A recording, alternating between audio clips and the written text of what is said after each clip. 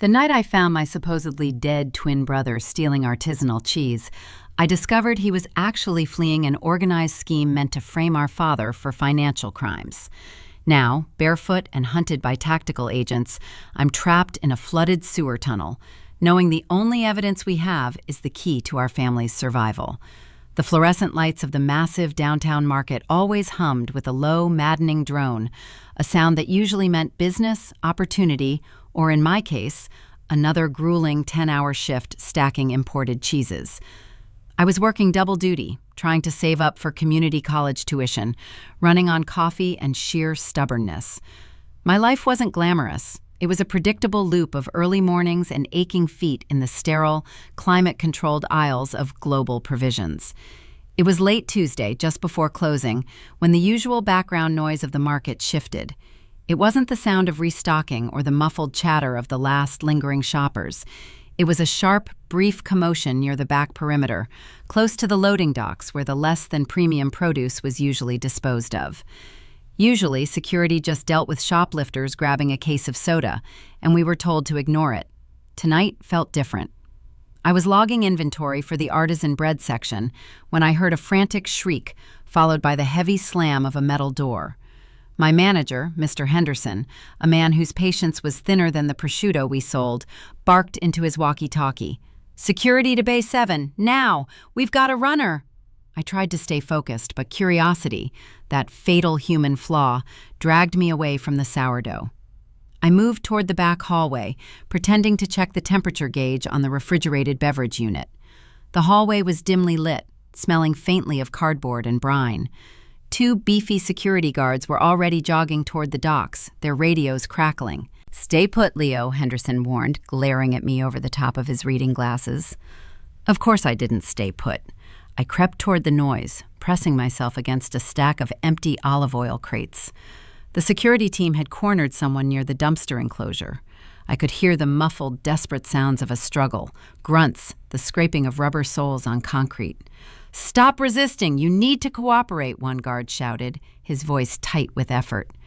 Then, one of the guards managed to yank the person backward, pulling them out from the shadows and into the weak spill of light from the security lamps mounted above the dock door. My breath hitched so sharply I thought I might choke on the dry air. The person they had caught wasn't some hardened petty criminal. They were slight, wrapped in layers of ill-fitting, grime-stained clothing, hood pulled low, face obscured by shadow, and what looked like a thin, cheap scarf pulled up over the nose. But it was the eyes. Even in the poor light, the eyes were unmistakable. They were a vivid, startling shade of hazel, framed by cheekbones that were too sharp, too familiar. My knees felt like they were turning to water. The world narrowed down to that terrified, desperate gaze staring back at the guards. "Let go of me, please, I just needed—" The voice was raspy, unused. But the cadence, the way the words were formed, hit me like a physical blow.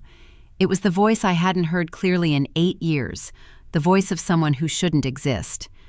"We found what he was trying to take," the second guard said, holding up a bulky, ripped canvas bag. "It's mostly perishable stuff. Bread, some cheese wheels, a few cartons of milk. Amateur." "He tried to grab a box of sirloin cuts, though," the first guard noted, stepping forward to cuff the wrists. "Let's get him processed. Henderson wants him charged with attempted theft and trespass." As the guard adjusted the cuffs, the suspect, my brother, flinched, trying to pull away. The hood finally slipped back an inch too far, and the scarf snagged on a loose thread of the heavy jacket. For one crystalline second, illuminated starkly against the concrete, I saw his face. The scar that ran just above his left eyebrow, the one he got falling out of the oak tree when he was 10. It was him. It was Daniel, my twin brother who vanished without a trace the summer before high school, presumed lost in the sprawling, unforgiving city. Maybe run away, maybe something worse. My parents had faded to shadows after he disappeared, broken by the silence. And here he was, caught stealing a block of cheddar and some day-old baguettes, looking like a ghost who had just materialized from the pavement cracks. "Stop!" I yelled, the sound ripping out of my throat, louder than I intended. I stumbled forward, ignoring Henderson's hiss of protest. "Stop! You can't arrest him!" The guards turned, annoyed. Henderson looked apoplectic.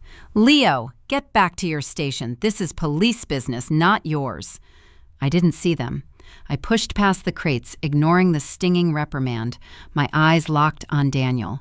He froze too, his face draining of any remaining color, the look of raw panic replaced by a terror that went deeper, something ancient and knowing. He looked at me, his eyes wide and pleading, and in that split second, I knew he recognized me too. But instead of relief, there was sheer, gut-wrenching fear in his gaze, as if seeing me was the worst possible thing that could have happened right then. "Danny?" I whispered, the name catching in my throat. "It's me. It's Alex." The guard holding Daniel tightened his grip. "Whoa, easy, buddy. You know this guy?" Daniel didn't answer me.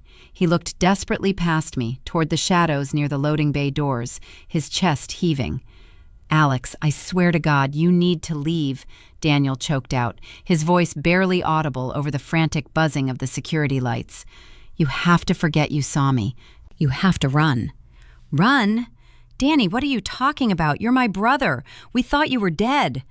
I took another step, reaching out a hand, wanting desperately to bridge the 8 years of absence with a single touch.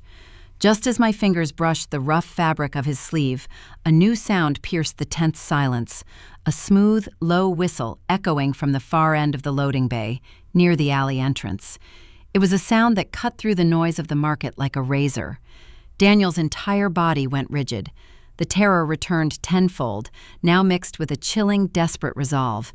He wrenched his arm hard against the guard's grip, ignoring the sharp click of the handcuffs, and his eyes darted back to mine, filled with a silent, terrifying plea. "Don't look back, Alex," he roared, shoving himself violently backward, using the momentary distraction of the whistle to create distance. He didn't try to fight the guards anymore. He did something far more deliberate. With a sudden, powerful surge of adrenaline, Daniel slammed his head backward, connecting hard with the nose of the guard holding him. The guard bellowed, stumbling back, clutching his face. Daniel didn't hesitate. He bolted, not toward the market exit, but deeper into the maze of back storage rooms, toward the exterior service doors that led directly to the maze of industrial alleys behind the complex. The remaining guard recovered instantly and gave chase. I stood there, stunned, watching my supposed dead twin disappear into the darkness. The silence that followed was deafening, broken only by the whimpering complaint of the injured guard and Mr. Henderson finally catching up, livid. "What in the blazes was that, Leo? You interfered with security personnel. You're lucky we didn't call the authorities on you for obstruction." I didn't hear him. All I could process was the name Daniel had screamed. "Don't look back." And then that chilling whistle again, closer this time, followed by the faint, heavy thud of a door being kicked open, somewhere deep in the warehouse labyrinth. I knew, with a sickening certainty that turned my stomach to ice, that Daniel hadn't just been stealing bread. He was running from something, or someone, that was far more dangerous than a couple of market security guards. And that sound, that specific coded whistle, suggested that whoever was after him was already inside the building, closing in fast. I had to move or I would lose him again, this time knowing exactly who he was and why he was hiding. Henderson was still sputtering about disciplinary action, his face a mottled shade of puce, but I tuned him out instantly. The brief, terrifying reunion had burned away the last vestiges of my mundane reality. Daniel wasn't just homeless, he was fleeing. That desperate look, the immediate recognition, the insistence that I run, it meant whatever took him 8 years ago hadn't let him go. "I need to go," I mumbled, already peeling off my apron. "You need to do nothing, Leo. You are on the clock. Security, detain him," Henderson shrieked, pointing a trembling finger at the nearest guard who was still wiping blood from his lip. The guard looked uncertainly between his demanding boss and the wild-eyed employee who had just claimed the fleeting suspect was his long-lost twin. I didn't wait for a decision. I kicked off my heavy, non-slip work shoes. They were too slow for this, and sprinted in the direction Daniel had fled, barefoot on the cold, grimy concrete. "Leo, stop! That's grounds for immediate termination." Henderson's voice faded behind me. I navigated the maze of pallets and shrink wrap, heading toward the rear service hallway. The air here was colder, and the smell of diesel fumes from the loading bay hung heavy. I focused on the residual sounds, the heavy footfalls of the security guard pursuing Daniel, and that eerie, single, piercing whistle that seemed to bounce off the corrugated metal walls. I rounded a stack of industrial-sized tins of smoked herring, my bare feet expertly dodging spilled water and debris. I saw the second security guard, large and slow, lumbering toward the main bay doors, clearly expecting Daniel to try the obvious exit. He was barking into his radio. Suspect moving toward Dock 4 service entrance, requesting immediate lockdown of perimeter. That meant Daniel was already through the first line of defense. He was heading into the labyrinthine alleys that separated Global Provisions from the next block of abandoned warehouses. A perfect place to disappear. I took a sharp left, ducking under a conveyor belt mechanism that was thankfully powered down for the night. I needed to get outside, fast. But I couldn't just follow the guard's path. The suspect would have anticipated that route. I remembered the blueprint of the building from my orientation. There was an old, rarely used utility tunnel that ran beneath the main processing floor, theoretically connecting to the exterior utility junction box 100 yards away. It was a tight squeeze, usually flooded, but if Daniel needed a shortcut, that's where he'd go. I found the access hatch near the unused spice grinding station. It was secured with a heavy steel padlock. My heart sank. I couldn't pick it in time. Then I noticed the newer-looking, cheaper bolt lock that someone, probably Daniel in a past desperate reconnaissance, had installed alongside the main one. It looked like a temporary measure. I grabbed a nearby metal pry bar, heavy and solid, used for breaking open sealed crates. I positioned the end against the cheaper lock and threw my entire weight into it. The metal shrieked in protest, then snapped with a loud crack. I yanked the hatch open. A rush of stale, damp air, carrying the unmistakable scent of sewage and mildew, blasted upwards. The drop was maybe 6 feet. I didn't hesitate. I plunged down into the blackness. The tunnel was tight, damp, and instantly freezing. Water sloshed around my ankles, icy, filthy water. I crawled on my hands and knees, the rough concrete scraping my palms raw. I could hear the distant sounds of the market closing down, the confused shouting of Henderson. But closer, disturbingly close, I heard muffled movement ahead. He was in here. Daniel was moving through this subterranean escape route. "Danny!" I hissed, using my voice as a sonar. A slight shuffling sound answered me, followed by a sharp intake of breath. He stopped. "Alex, get out of here, now!" His voice was closer now, strained. "They know this route. If you're here, they'll find you too." "I'm not leaving you again," I gasped, pushing harder through the muck. "Tell me what's going on. Who were those people?" "They aren't just market security, Alex. They're cleaner crew. They were looking for the packages, not the theft." The phrase cleaner crew sent a spike of pure adrenaline through me. It sounded exactly like the coded language used by shady network types my father used to work around before he stabilized his business. This wasn't a random mugging. This was connected. Suddenly, the sound of movement ahead stopped completely. I could hear only the frantic drip of water and my own ragged breathing. "Danny?" No answer. Then, a different sound replaced the silence. The distinct, heavy click of a flashlight being switched on, immediately followed by the low, menacing voice of a stranger echoing down the narrow tunnel. "Well, well, looks like 2 mice came out of the woodwork. We only needed 1 tonight, kid, but 2 makes the cleanup easier." The beam of light swept toward me, blinding and hot. It illuminated Daniel, maybe 10 feet ahead. He wasn't running anymore. He was crouched low, his back pressed against the tunnel wall, and in his hands that had only just hours ago been trying to steal groceries, was something long, dark, and undeniably metallic. It was an object that looked entirely too heavy for a starving man to carry, and the man shining the light, dressed in dark tactical gear that definitely didn't belong to Global Provisions security, took one purposeful step toward Daniel. "Drop the heavy hardware, son," the stranger warned, his voice dangerously calm. "We don't need to escalate this to the level of an official investigation involving the Service of Internal Checks." Daniel didn't drop it. He lifted the object slowly, deliberately, his eyes meeting mine one last time, wide with a desperate finality. "Alex," he whispered, his voice choked with resignation, "tell Mom and Dad I'm sorry for everything." Before I could scream a protest, before the stranger could react, Daniel swung the heavy, dark object in a violent arc, not toward the approaching man, but toward a section of the tunnel wall that looked suspiciously brittle, covered in old, patched-up concrete. There was a grinding, tearing sound, and then a massive rush of water, not the stagnant sewer sludge, but a clean, roaring torrent, burst through the compromised wall, instantly flooding the small tunnel and plunging us both into absolute, churning blackness. The impact was devastating. The rushing water hit me with the force of a fire hose, slamming me backward against the rough concrete floor of the tunnel. The sudden deluge was freezing, instantly stealing my breath and replacing the stagnant air with the roar of displaced earth and debris. I thrashed wildly, trying to orient myself in the total darkness, choked by the mud and silt that the flood carried with it. I knew, instinctively, that Daniel hadn't just hit a drain pipe.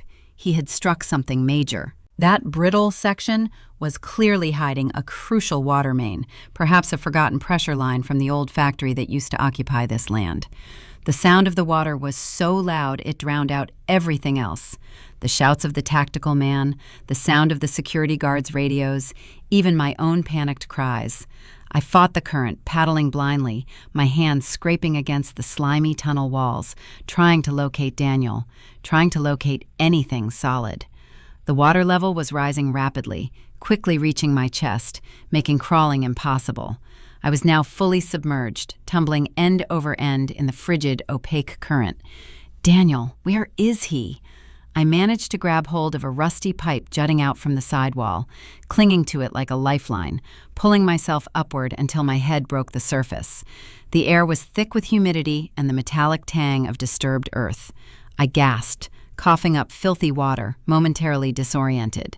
The beam of the tactical flashlight was gone.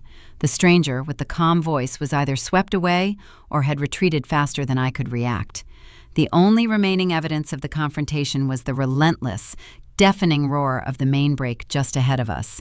"Danny!" I yelled again, my voice swallowed by the sound of the torrent. I looked toward where he had been crouching. Nothing. Just churning, brown water flowing rapidly toward the break. He was gone. He had sacrificed his immediate escape to create a massive diversion, hoping the flooding would cover his tracks or perhaps stall his pursuers. Panic warred with a desperate surge of adrenaline. I couldn't stay here. If the tunnel collapsed, I'd be entombed. I had to get out, and the only logical way out now was the direction the water was flowing, toward the main break, which likely emptied into a larger storm drain system outside the market perimeter. I let go of the pipe and plunged back into the current, allowing it to carry me. It was a terrifying, involuntary ride. I tumbled over unseen obstacles, the darkness absolute, the noise unbearable.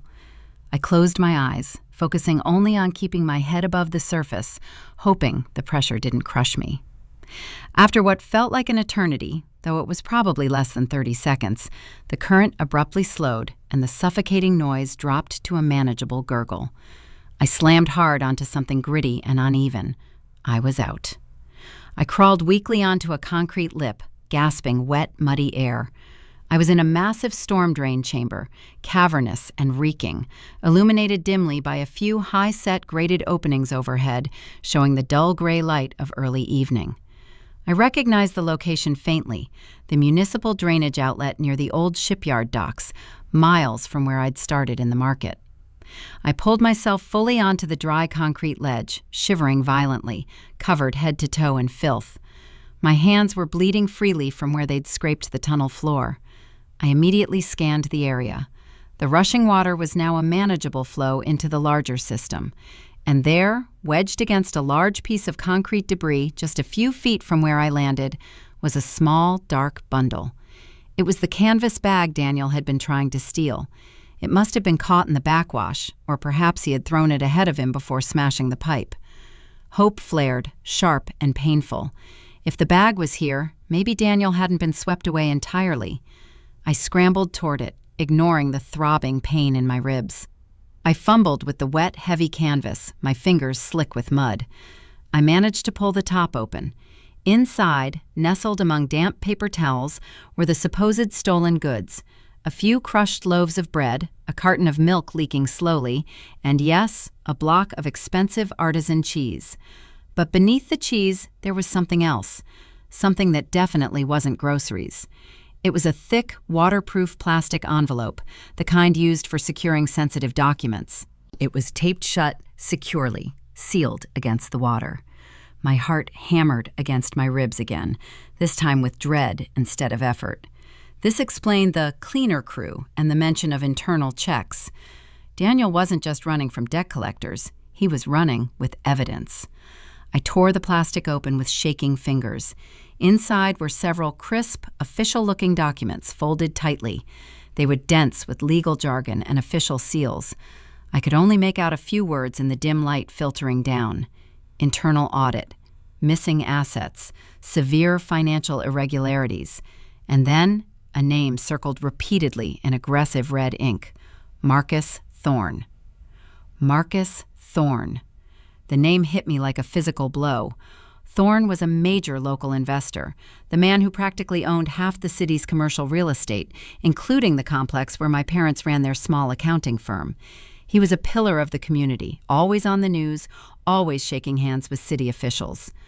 I flipped the document over. On the back, scrawled quickly in Daniel's familiar, hurried handwriting, was a single sentence: "They framed Dad. Check the ledger backup, room 404. My father. Framed? The sudden terrifying thought slammed into me. Daniel hadn't been stealing food to survive. He had been trying to get a message out, using the most desperate means necessary, because he was entangled in something involving our family and a very powerful, dangerous man. But where was Daniel now? I looked back toward the raging outflow. The darkness was deeper there. I stood up, bracing against the concrete wall, preparing to search the drain system downstream, when a sound echoed from the tunnel entrance behind me, the direction I had just been swept from. It wasn't the sound of rushing water. It was a slow, deliberate splash, followed by the beam of a powerful, focused, tactical light cutting through the gloom, illuminating the chamber. Standing at the mouth of the outflow pipe, completely unfazed by the flood, were two figures in dark, tactical gear. They weren't security guards, they were professionals. And they weren't looking at me, they were looking past me, toward the pile of debris where Daniel had hidden his package. One of them raised a hand, holding up a small, dark device that pulsed with a faint red light. "The package is accounted for," the man stated into his shoulder mic, his voice crisp and emotionless. "The civilian who made the mess is a loose end. Initiate secondary sweep protocol. We need to secure the second asset." The second figure turned slowly, his flashlight beam locking onto my frozen form, illuminating the mud and the crucial, incriminating documents still clutched in my hand. "Found him," the second operative murmured into his comms. "The brother." The world tilted.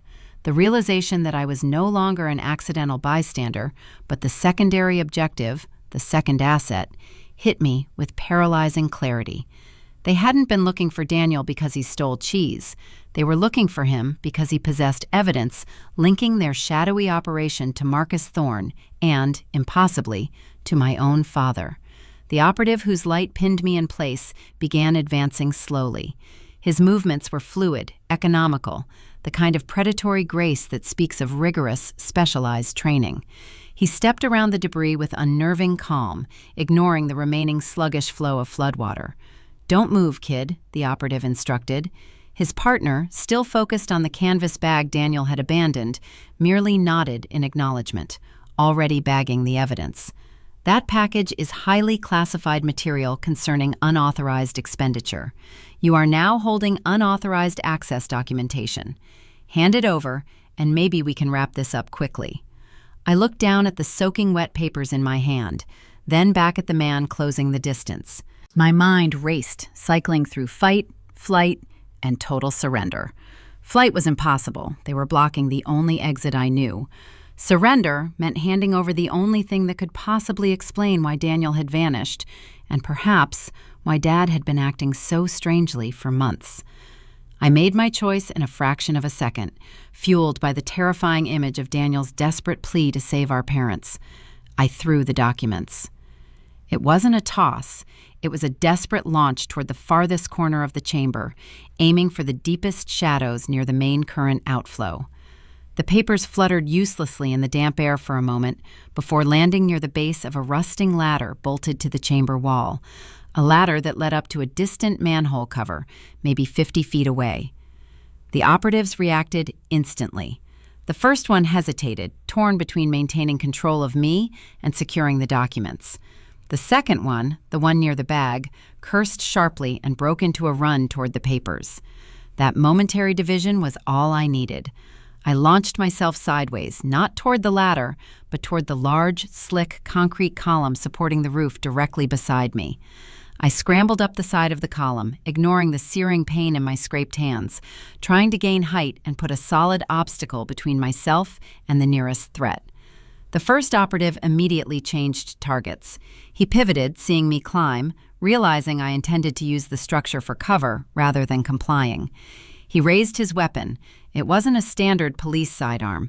It was sleek, black, and looked devastatingly efficient, and pointed it directly at my midsection. "Last warning, stand down," he growled. But the noise of the flood was already starting to change.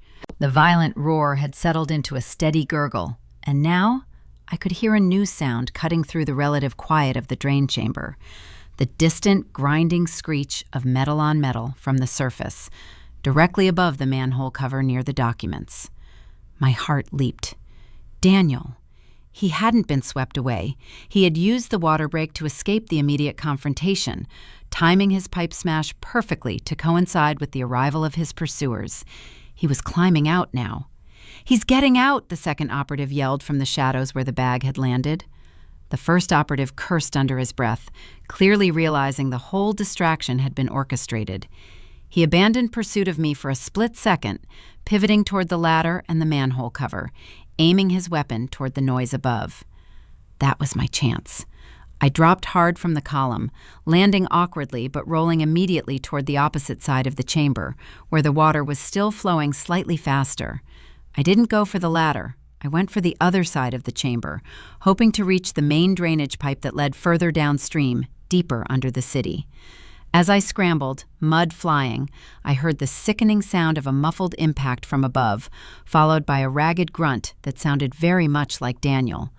Then, silence, broken only by the rapid, sharp thud, thud, thud of suppressive fire echoing down the shaft from the surface. They had him. I reached the mouth of the deep drain, a dark, circular maw leading into the earth, just as the operative who had been securing the package turned, realizing I had slipped away from the column. He aimed his weapon at me. "Freeze!" I didn't freeze. I threw myself into the pipe. The darkness swallowed me whole, but this time I was ready for the fall. I tucked into a tight ball, braced for impact, but instead of a long drop, I felt a surprisingly short slide, perhaps a drop of only 4 feet onto a surprisingly dry, narrow walkway. I had landed on an emergency maintenance ledge inside the main sewer conduit. I looked back, peering up into the circle of light still pouring down from the manhole above. I could see the silhouettes of the 2 operatives standing at the edge of the opening. They weren't climbing down. They were looking down at the documents lying near the ladder, then turning their attention toward the deep, dark pipe I had just disappeared into. The first operative knelt, picked up the waterproof envelope, and tucked it securely into his tactical vest. Then he looked down the main conduit where I had fled. "He's in the primary channel. Too much risk to follow manually. We'll have containment teams intercept at Junction Delta. Thorne wants eyes on both of them. Activate remote signal tracking on the lost package first. If the brother has the ledger backup, he won't make it 2 blocks on foot before the network flags him." The operative looked directly down the pipe, his face a mask of cold determination, as if you could see me perfectly in the darkness 30 yards ahead. "And Alex," he added, his voice resonating eerily in the concrete tunnel, "when you meet Daniel, tell him we're holding the receipt for the sirloin. He can settle that bill in person. Then, the light above extinguished instantly, plunging me into a darkness so profound it felt like a physical weight pressing against my eyes. I was alone, covered in filth, carrying a damning secret that implicated a powerful man, and now I knew they had a way to track me based on Daniel's brief, desperate attempt at theft. I had the location of the ledger, but I had no idea how to get there, and a sophisticated network was hunting me down, expecting me to lead them right to the only thing that could save my father. I took a tentative step forward into the suffocating blackness, my bare feet testing the narrow ledge, realizing the chase had just begun, and I was already playing catch-up. The cold silence that followed the operative's departure was more terrifying than their threats.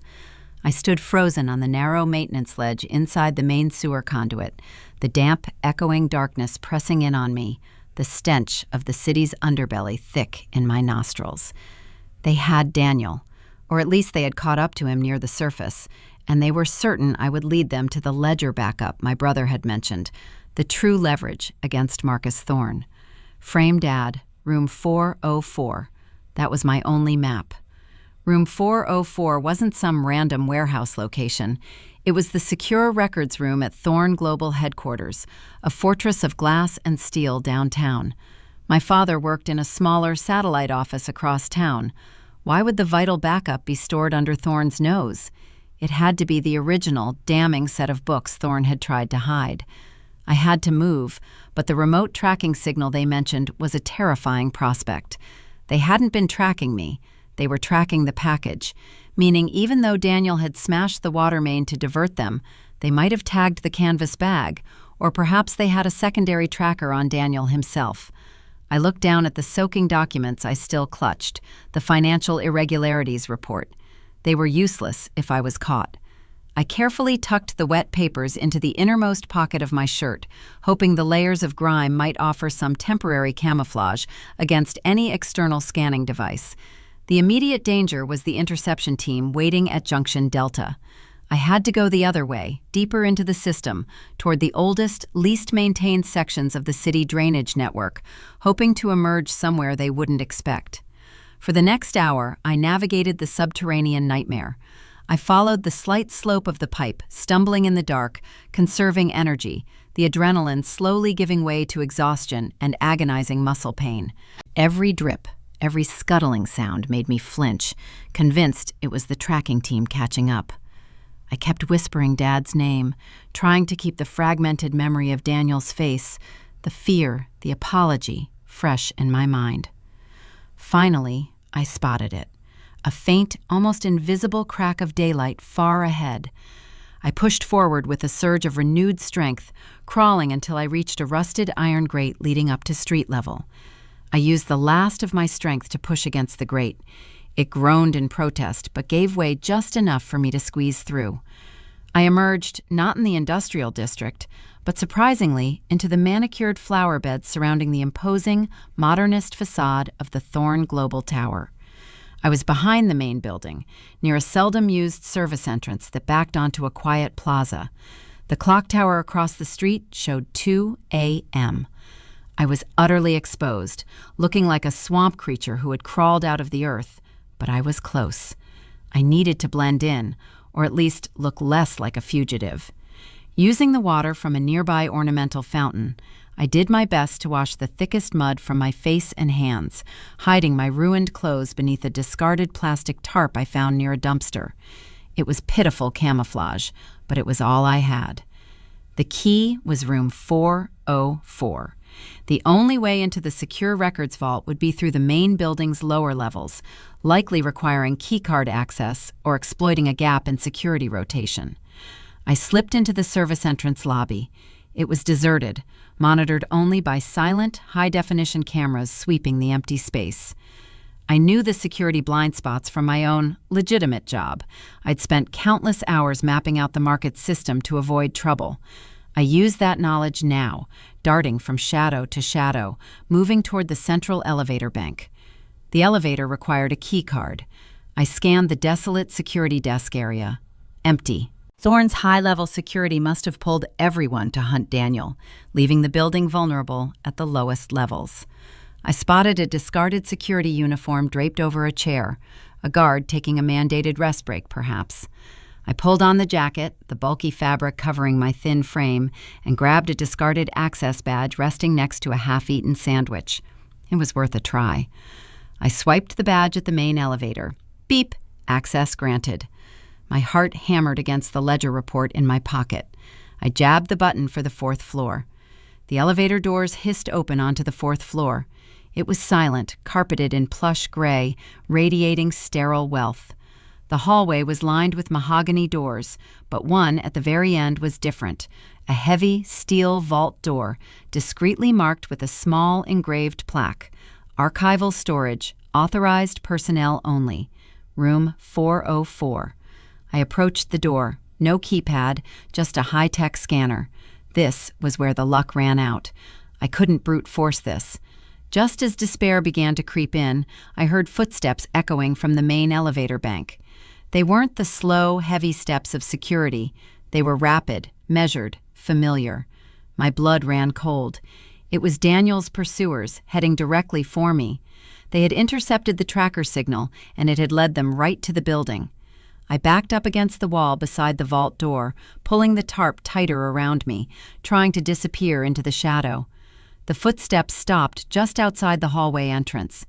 "The signal dissipated right here," the first operative reported grimly. "He must be inside the secure zone, or he was lifted already." "Doesn't matter," the second one said, his voice laced with dangerous satisfaction. "If he made it this far, he's already downloaded the ledger. We need to find the file server before Thorne realizes the extent of the breach, or before the younger brother ruins the whole operation." They started checking the doors, moving toward me. Pulled the wet reports out again. If I pulled the wet reports out again. If I couldn't access the digital backup, I'd use the physical one.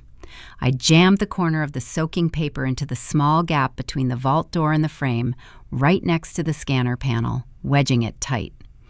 It was a long shot, a physical disruption near a sensitive sensor. The leading operative reached my position, raising his hand to scan the door. Just as his fingers neared the panel, the paper wedge, perhaps reacting to the slight electrical field or simply jamming the mechanism, caused a loud, grinding error sound to blare from the scanner. Red lights flashed violently around the vault door. An immediate alarm began to wail, a piercing, insistent tone that cut through the silence of the building. The operatives froze, their tactical composure finally cracking. "Damn it, he triggered a local lockdown." "No time for finesse," the first operative barked, slamming his shoulder against the heavy door, trying to force a manual override. But before they could breach it, the alarm triggered something else. From the ceiling panels directly above the vault door, heavy metal shutters began to descend with terrifying speed, sealing off the hallway entirely. The two operatives were trapped in the narrow space between the descending shutters and the vault door. And then a new sound. The unmistakable clunk of the electronic lock on the main elevator bank engaging, followed by the gentle ding of the doors opening directly behind me. I turned, heart pounding so hard I thought it might shatter my ribs. Standing there, leaning heavily against the elevator frame, looking pale, filthy, but miraculously alive, was Daniel. He was supporting his weight on a length of rusted pipe, the same one he must have carried into the tunnel. He gave me a weak, triumphant grin, covered in grime, yet undeniably whole. "Took you long enough, Alex," Daniel whispered, gesturing with his head toward the sealed-off vault door where the trapped operatives were furiously kicking the metal. I smashed the pipe to buy us time to get inside. I knew Thorne's security protocol for archival breaches always locked down the exterior first. Now, about that ledger. He looked down at the damp papers I was clutching. "You brought the receipt. Good work, little brother. Now let's go show Dad the truth before Thorne's network figures out how to override the lockdown."